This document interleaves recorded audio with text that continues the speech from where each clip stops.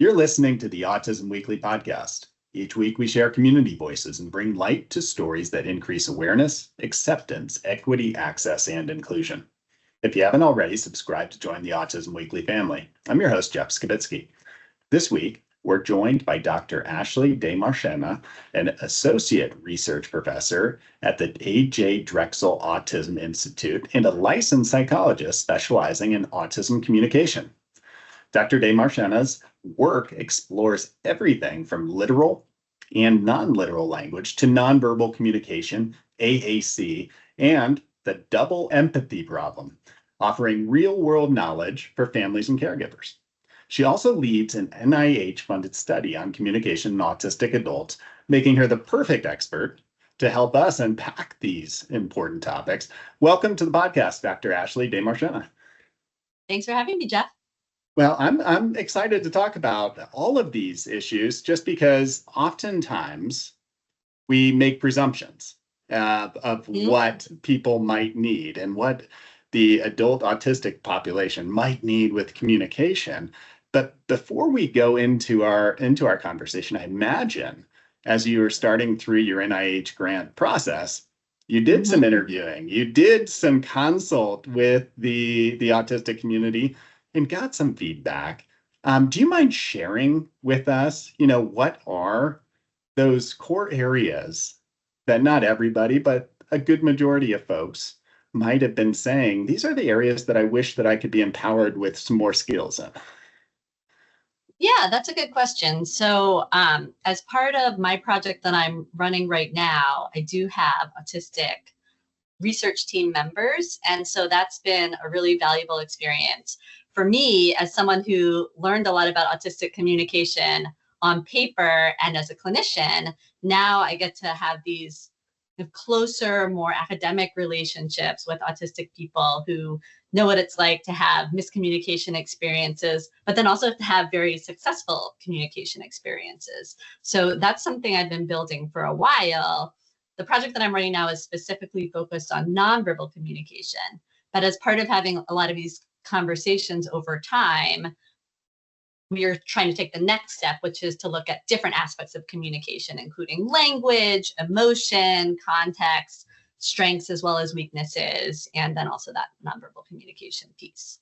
I don't know if I answered your question, but that's part of what I've been learning. You definitely did. And I mean, having that input from the community probably guided a lot of decision making and a lot of where you were trying to put the emphasis. But I'd love to hear, communication affects almost every part of our life, every second of our life. But what drove your interest in studying communication for autistic adults in particular? What made you start thinking about putting your time and energy into really understanding this? Yeah, that's a great question. So going through school, like college and grad school, I was always very drawn, just kind of my natural interest in language, right? So how most people go from, little babies who can't even really tell where a sound is coming from to being able to use this very complex system of language. And it's a system that's so complex that we follow all of these rules about how words work, about how sentences work, that we ourselves don't even know we're following, but we do it, right? And I was really, really fascinated and that aspect of learning.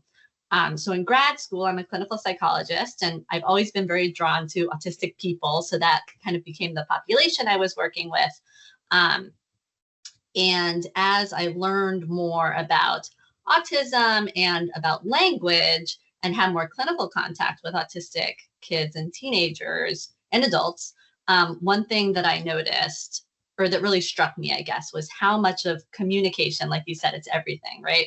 How much of communication is not just in language, right? So like what we look at is communication, what our hands are doing is communication, the way our voice sounds, right? Like it's what we think other people know and what we think they don't know. It's like what we don't say, right? So it's all of these things that aren't just about language. And even though language is still so fascinating, there's so much more to it. And that's kind of where I've made my research home, is in that kind of quest for meaning from whatever form it comes in, right? And some people, of course, don't have access to language at all. So, that became something that I really focused on academically. And then in the field of autism, as you're kind of implying, we have this bias toward studying children, right? Because it's a developmental condition. It makes sense we're studying children. When it comes to communication, right? Most communication development happens early in life. So it makes sense that a lot of emphasis would be on trying to understand that developmental period.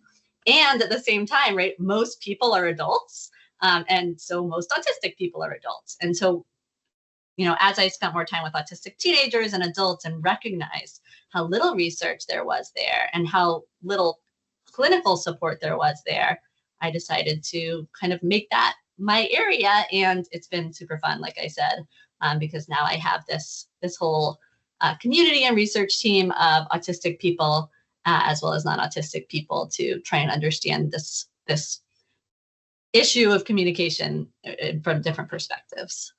Yeah, and it is such a broad area. I mean, when you're talking about communication, it goes all over the map. And one of the things that through my communication with the autistic community and researchers and just being in the field doing some clinical work is that one of the components that really needs to be explored and understood to be supportive of folks in the community who have this, now I'll say challenge, but I mean, it's a different way of communicating, is the literal versus non-literal language.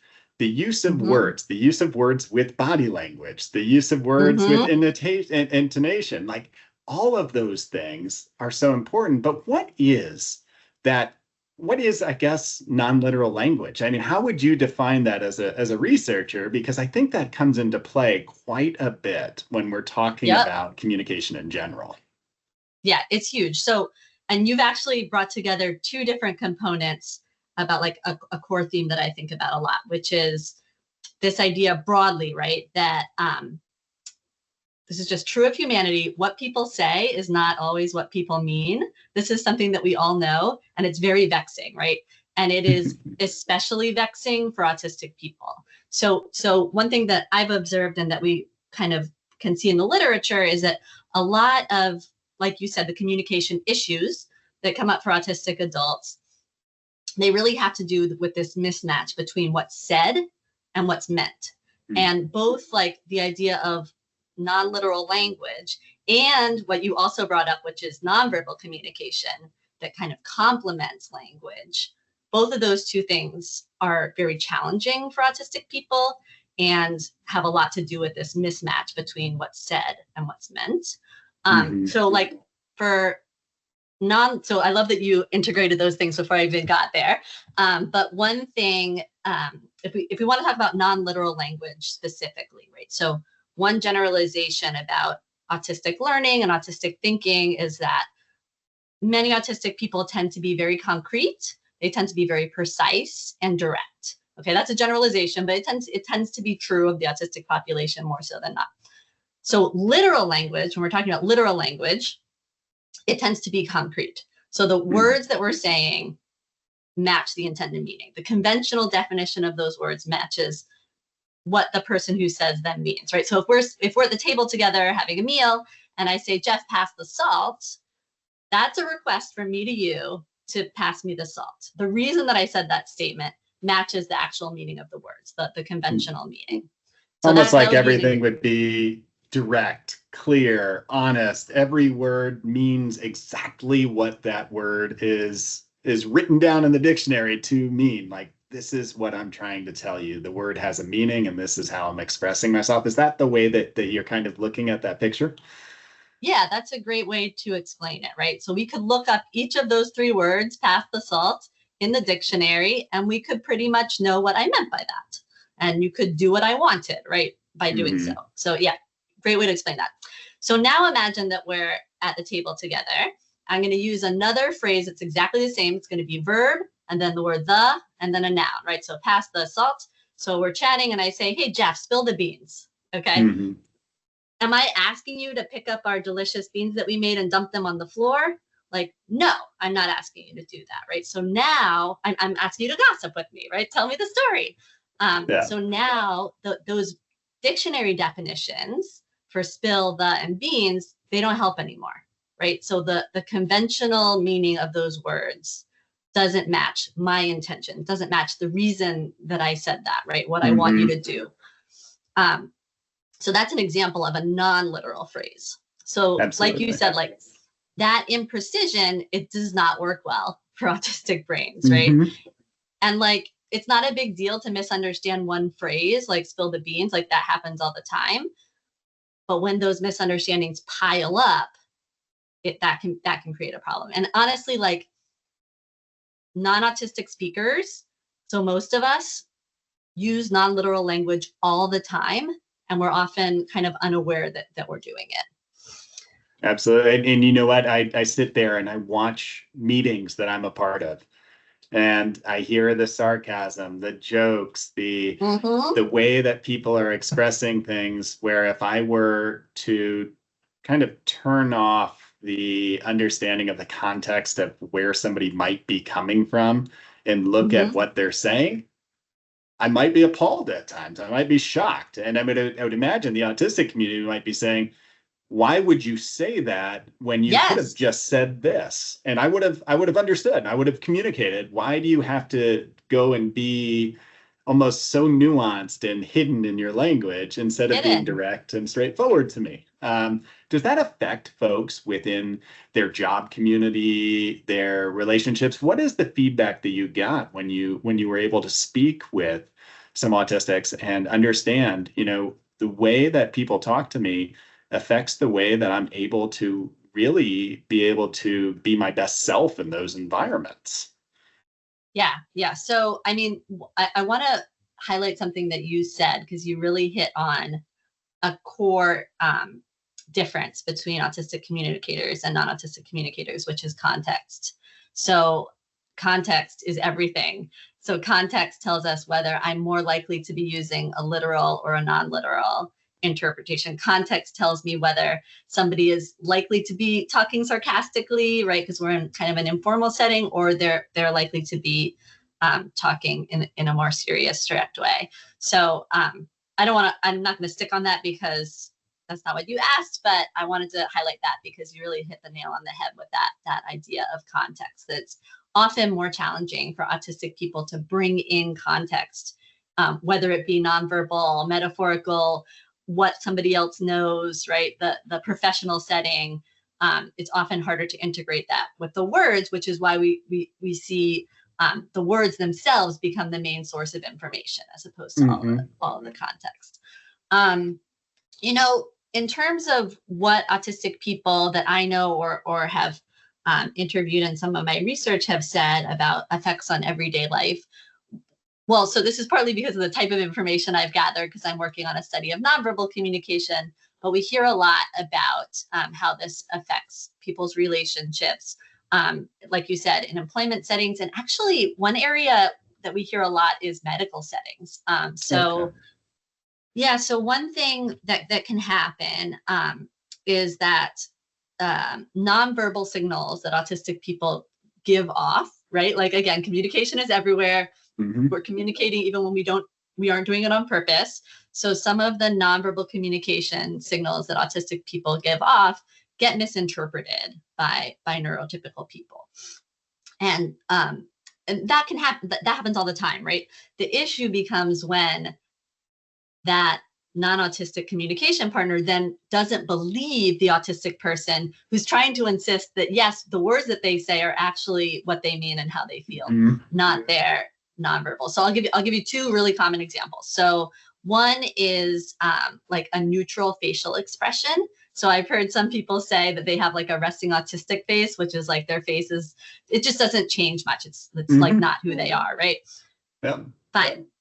Now, what can happen is I remember one person I talked to saying, like, at work, she walks around with her resting autistic face, and her coworker or boss, I don't remember exactly, but someone who she worked with was like, "Oh, what's wrong?" Yeah. And she said, "Well, nothing's wrong."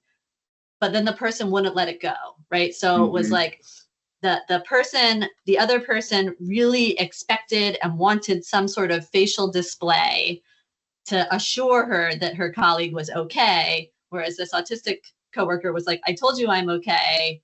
That's fine that you're checking in with me, but just just believe me. And then over time, that can sometimes, right? Sometimes cause trust issues. And it's not fair, right? Because this person is telling you how they feel. They just don't expect it in the way. They don't express it in the way that you expect. So that's one that we heard a lot when we talk to people about nonverbal communication. And then another one that we've heard a few times is so we haven't talked too much about nonverbal communication, but one thing so when we try and understand what somebody is saying with their language, and then also try and combine information about what they're looking at and how their voice sounds and how their hands are moving, like we're just processing a lot of information at once. So one thing that we know, like both from the experimental literature and also from talking to autistic people, is that it's not always so much that someone on the autism spectrum has a hard time interpreting a facial expression in isolation. The challenge becomes combining that information with the words, what they know the other person already knows, the whole thing, right? Yeah. So, and in general, it seems to just be emotionally and cognitively draining to keep up with conversations. And so, eye contact, which is, something that a lot of people know in autism is different, and is experienced by some autistic people as painful, or sometimes just experienced as very intense. So some autistic people, including someone that I'm very close with, will look away when someone's talking to them in order to concentrate, right? So they actually, by looking at the face, they're taking in a lot of information. Maybe it's causing a body, like a physiological response. So they're looking away in order to pay really good attention. And sometimes it can be pretty extreme, but they're doing that in order to try and concentrate more. But what non-autistic people do to display and to prove that we're concentrating and paying attention to someone is we make eye contact, right? So there's this mismatch between what the other conversation partner expects and what the autistic person is doing. And we've heard this come up in medical settings a lot, that some people's doctors or medical providers either think they're lying or they're hiding something, right? They start to suspect drug-seeking behavior and just not taking their patients' concerns seriously because of these differences in nonverbal communication purely, right? Nothing about what they're saying, but just these different ways of kind of displaying nonverbals. Yeah, communication styles it's so important for us to realize that just because I communicate in one way doesn't mean I should expect everybody else is constantly going to be doing the same thing. But exactly. what you're talking about as far as being able to understand and process all of the social inputs at the same time as being able to engage in a responsive conversation or it's dialogue. So much. It is a lot if those things are challenging and then you pile them on top of each other. It makes sense that somebody might want to turn away to utilize what they see as their strength, which might be listening versus having to look at the visual context. Or, everything should be strength-based in what we're doing, and we should accept that. What I would imagine is happening and you just described numerous situations where I think there has to be some really negative effects, is that if somebody is sensing disinterest, somebody's sensing lack of engagement, is that there's a chance that that person might be left out of social opportunities or relationship building opportunities, or being seen as somebody I'm going to pass over for an opportunity at work because, this person doesn't seem engaged. They don't seem like they care. Why would I go and pass this project on to them where I got this other person raising their hand, nodding, and giving me all that facial interaction when I'm describing the project? That person seems like the one that would typically be getting that opportunity. So how do we make sure, I guess on two lenses, let's start with educating the community. Yeah. Because I think it has to start there, is how do we educate the community to make sure that we are better partners for communicating with autistic individuals and autistic adults? Yeah, so I mean, this is where it gets tricky, right? And this is one of the areas where little kids are easier than adults because adults do so many more things and are involved in so many different communities and different types of relationships. And adults, especially adults on the autism spectrum, have a very wide range of communication ability and Mhm. disability. Um, but I mean, some of the things, most of the things for that reason are going to be individual. So I think we'll talk about the double empathy problem a little later. But for those of us like myself, let's say, who just want to be an ally and want to be a better friend and colleague to autistic people, one thing that's been really helpful for me is learning a little bit more about autistic culture. So that gives me kind of a starting point and a framework for thinking about communication and social interaction differences. I think there has been a good amount of success of employer trainings. So training employers and incentivizing, right? There's always that incentivizing employers to communicate with their autistic colleagues in ways that are a better fit for, like you said, their strengths and weaknesses. Putting things in writing more than doing things in impromptu conversations might be one example. Well, when you were talking about that employer training part on being able to do that, um, one thing that just pops in my mind immediately is most leadership training is Mhm. taught to be able to understand communication styles of everybody that is either your employee or that you're working with or engaging with.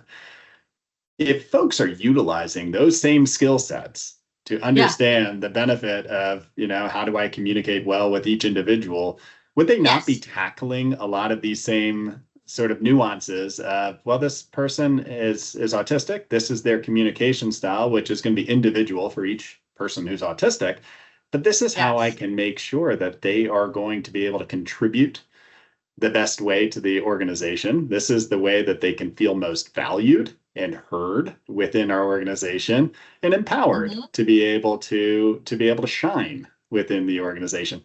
Is the same concept of leadership training with communication kind of flow through on how we should be evaluating those sorts of situations for autistics in the community in the workplace?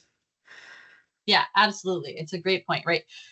Think workplace practices that are good for autistic employees are good for all employees because of exactly what you just said. We want to maximize people's strengths and people's comfort and minimize the barriers to those abilities being able to come out. Um, and it's about that individualizing your expectations and how you communicate with people. Um, even simple things like in my when I have my autistic research partners, when we have meetings with them, we follow a very standard structure, right? So that everyone knows what to expect in the meetings. And we even review, how do you participate in the meetings? You can unmute yourself and talk. You can use the Zoom hand raise button and we'll call on you, or you can put things in the chat, right? So we make it Mhm. clear this is what works for this group. There might be other groups where we wouldn't want to offer all of those options, but we make it very clear how do you can contribute, and we also give options for contributing in different ways. And yeah, those are things that would be helpful for anybody. And it's those Yeah. unwritten rules that are especially hard for autistic people, but really like aren't good for anyone. No, and I mean, when I think about most things that we're trying to be able to do to accommodate the empowerment of everybody in the community, and I'm not just talking autistic individuals, I'm just talking in life, is that Yeah. these things overlap for almost every community. You modify based off of how you're trying to implement it. You modify to be able to look at the uniqueness of each individual and what strengths and weaknesses they have. But it's almost like good strategy for life is understanding all these concepts because it's going to make you more you're going to have more skills in being able to kind of continue and work with a variety of people if you just take a second to really understand these concepts. When we're talking about some of the skills that, I mean, you mentioned the non-literal learning, you mentioned reading, being able to understand social cues or how to express this is a challenge of mine. I need to be able to communicate in a different way and to Yep. advocate for oneself. Yep. When you're talking about just being able to start establishing those skills from an early age all the way through adulthood, are there core things that we need to be looking at? And I guess I'll put it in a context is that when I think of some language-based programs for children, it's Yeah. oftentimes rote. It's Mm. teaching literal language. And Mm-hmm, I mm-hmm. would and probably imagine is that that needs to be evaluated. Is that how early in the language development should we actually be teaching non-literal language? Should we be teaching all these other conceptual communication skills? Is that should that be an emphasis throughout the lifespan as far as how do we integrate that from almost day one on how to be able to teach? Yeah, that's a great question. And I'll be perfectly honest, I don't really do intervention in this area. So you probably want to ask somebody else about this too, who can give a better answer than me. But I mean, I would say a couple of things, more for parents than for clinicians, right? That's where you want to get a different kind of expert. But one is introducing the idea that non-literal expression and language is happening all the time and Mhm. exists. Um, I I don't think it's something that can truly be conquered, but it's important to be aware that it's happening a lot so that it can be recognized as a potential source of miscommunication. And actually, that is something that parents themselves can be doing because, again, especially if you're a non-autistic parent, you are probably using non-literal language way more than you know. And Mhm. let me give you an example from Please. myself. So this was while I was in the middle of writing some stuff about literal and non-literal language. So one thing that I do is I mentor some autistic students. Um, and I have a monthly meeting with this one student who is working on a thesis. And so he's autistic. And every month we would basically talk about how much progress he had made on his thesis and then set some goals for the next month that we would then check in on, the next meeting, basically something like that. So we've done this many times. And so there's your context, right? So then we signed into Zoom and I said, we said hello to each other. And then I said, okay, why don't you tell me where you are and what you're working on? And he said, well, I'm in my dorm room and, I'm going to be doing some work for my class. And I thought, okay, that's not what I was asking. But then I realized, right? So I felt the miscommunication. And then I Hmm. realized that I was being non-literal because I said, where are you? And Yeah. what I meant was, where are you in terms of your progress on your thesis? But he answered me literally. And Hmm. so I recognized that quickly because of what I do, but I was able to adjust and then say, okay, great. You're in your dorm room. Tell me what progress you've made on your thesis since last month.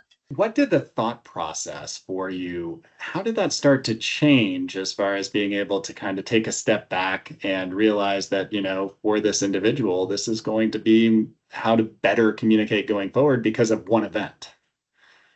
Yeah, that's a really good question. And honestly, I hadn't thought about it that way. But thinking about it now, I kind of think about it a little bit less clinically, right? So let's just take this student. Like, we have a good relationship and I care about my relationship with him. Hmm. I try not to, part of having a good relationship is being authentic. So I try not to really change myself in how I approach him versus how I approach other people, other than we change ourselves, in every relationship. But it, it I guess it's more paying attention to myself and when something seems to not be clicking between us, pay Yeah. attention to my own behavior and see what I can change to improve that, right? Like, I mean, I think this is how we interact with people who we care about and respect in general, but there is like historically a bias or an assumption that when there's a communication breakdown between an autistic and a non-autistic person, that it's the autistic person's fault, right? Hmm. And that's just not a helpful framing because relationships, conversations, these are two-way streets.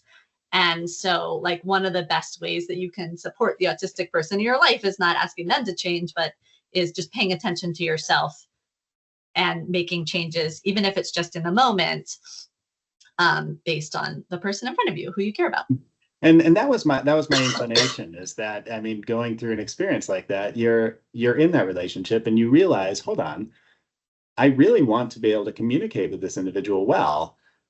What I was doing was not working. So when I'm communicating with this person, I need to be aware that this is the way that I can continue to establish this really good relationship and to foster it without it constantly running into where you're hitting barriers. And barriers in communication, if you're not able to resolve them, often lead to problems with relationships. And whether that's a spousal relationship or whether that's any other type of relationship, is that if you're hitting those barriers constantly and not trying to problem solve around them, is that you're going to run into this conflict.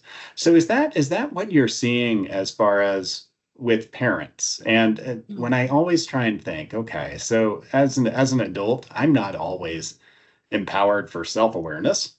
I'm not always empowered to be able to read a situation myself to be able to do exactly what would be best in that environment. I do what I know, right? Yeah. So how do parents need to evaluate these situations a little bit differently based off of who their child is? Yeah, that's a good question. I mean, so I was listening to your podcast from this week or last week, and I saw you had Becky Landa on, who's an amazing and great communication expert. And she was talking about early communication interventions, right? And how important that parent-child relationship is. You know, things like when your child looks at something, you name it, or, you know, when your child plays with a toy in a certain way, you play that same way, and then you add a little tiny bit, right?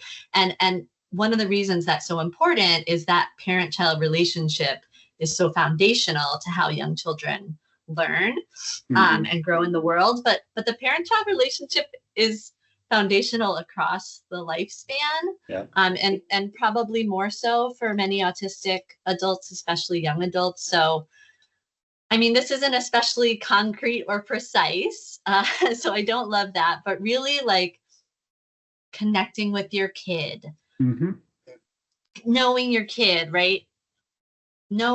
So maybe one bit of advice is knowing that your child might express connection or interest in love in different ways, but looking for that, right? So instead of getting stuck on something that your child is saying or doing that is odd or unexpected and dismissing it, look for the communication in it, look for the connection in it. You know, so like a friend of mine, her young adult son doesn't speak much. He's pretty minimally speaking, but he communicates his emotions to her, including his love, but also his fear and his sadness, by his favorite books. So he will say lines from his favorite books. And one of those books is where something very sad happens to his favorite character. And one is, you know, where something scary happens. And then one is like a love story, right? So it would be easy to dismiss that as, oh, he's just saying lines from his books because he likes his books. No, he's communicating, right? But you can miss that very easily. So look for those moments of connection, look for those moments of communication, even if no one else in the whole world would ever communicate that way. And the benefit of being a parent is that you know your child better than anybody else, and you've had the experience with them to be able to draw on. One thing that I see often, and I think this is for a lot of parents, whether or not their child is neurodiverse or neurotypical, is that oftentimes we look in the community and we're comparing to other children in the way that they're trying to do things. And even with young adults, I'm comparing on hold on, this person's doing it this way. Why aren't you behaving that same way? Why aren't you communicating in that same manner? Versus taking a step back and looking at how your child is interacting, or how your son, daughter that is a young adult is interacting with the community around them, and empowering those skills so that they can continue to be able to use them effectively versus trying to tell them, no, the way you're communicating is wrong, and inherently I need to change everything about it. And I think that Yeah. what you're describing is that it's being aware and understanding and accepting and figuring out how to better strengthen that for your child so that they can continue to be themselves and continue to build relationships, and figuring out, yeah, hey, you know what, there's small areas that I can give some pointers or help to guide or help you to advocate for yourself so that you can communicate to somebody else that this is important to me, Mhm. or this is the way I communicate, but not necessarily having to change somebody through that process. Is that the lens that you're seeing it through? Yeah, I do, especially for parents, right? Like there's a place for skill building. There's including adults, including all of us, right? Like we could Mm-hmm. all benefit from, like you were saying before, being better communicators.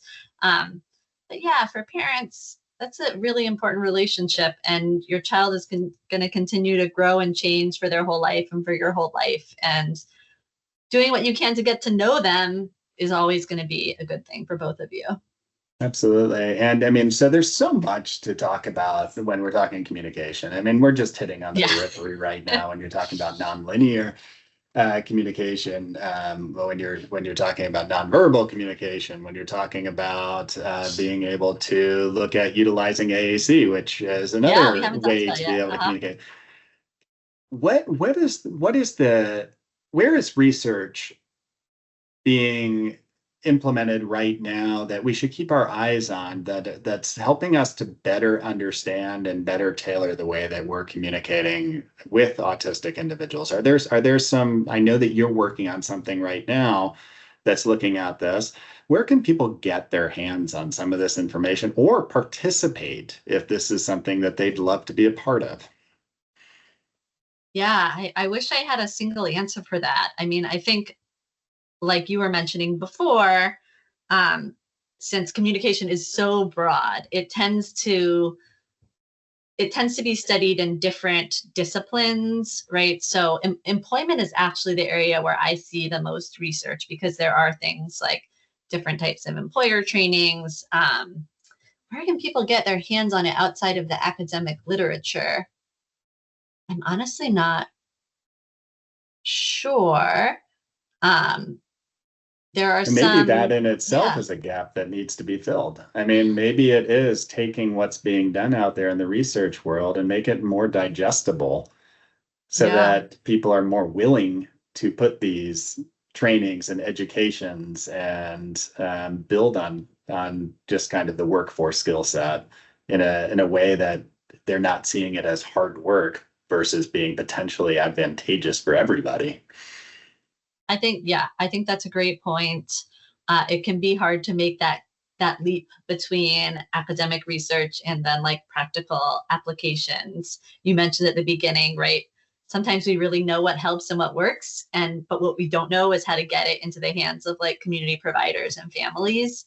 Um, that's part of what's going on here. The other thing is there just hasn't been too much research on communication in autistic adults. So, like you mentioned, AAC. Um, AAC is an area where we haven't had a ton of research anyway, but almost no research has been done on adult AAC users, or on giving AAC access to adults who Mhm. are minimally speaking but haven't had it before, right? Which seems to be something that anecdotally is very helpful for a lot of people. Yeah, and I mean, and I think one of the realities right now is that the ability to research follows funding, and I mean, you Yeah. have to have the resources to be able to do that. And whether or not there's additional NIH funding, which might not be available right now, is that it means that the community has to step up to be able to invest in research too, Yeah. and be True. participants and wanting to create those partnerships with universities to be able to continue the development of some of these well needed and instrumental pieces that need to be incorporated into everybody's life. So where can people get a hold of what it is that you're working on right now? Because being able to start to understand what it is in the academic world it's the tip of the spear. This is what guides us on what we need to be evaluating, looking at, and potentially being able to incorporate. Yeah, so I'm hopefully publishing soon a paper on a review of communication in autistic adults. So that would be related to the topics that we talked about today.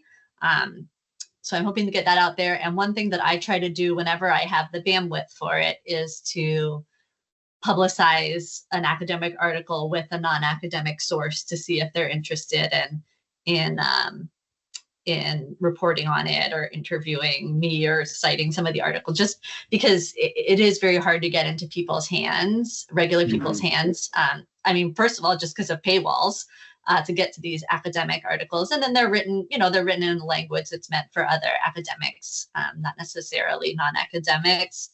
I published a lot of academic articles, and I wrote one op-ed for the Philadelphia Inquirer, and I got so much more outreach about that Inquirer article, just because it can reach so many more people and so many different kinds of people. So hopefully I will do that. I love that venue, though. I love the fact that I mean, if you can take what you're working on in research and normalize the language so that more people can understand it and utilize the media to be able to bring awareness, I think it creates dialogue, conversation, interest that you can't find elsewhere. It's not going to be the same coming from a journal. Whereas if you're touching millions of people through something that's more media influenced, it's taking research and putting it in the sphere where it's the public sphere, where more people can start to digest it, which I think is amazing. I appreciate the time that you've spent with us today, educating me and the rest of our audience on these crucial pieces of understanding, awareness, and integration that we need to be looking at. And hopefully we can have you back on sometime soon and hear about some of the follow-up that's occurring. I would love that. It was great talking to you. You as well. Thank you for listening to Autism Weekly.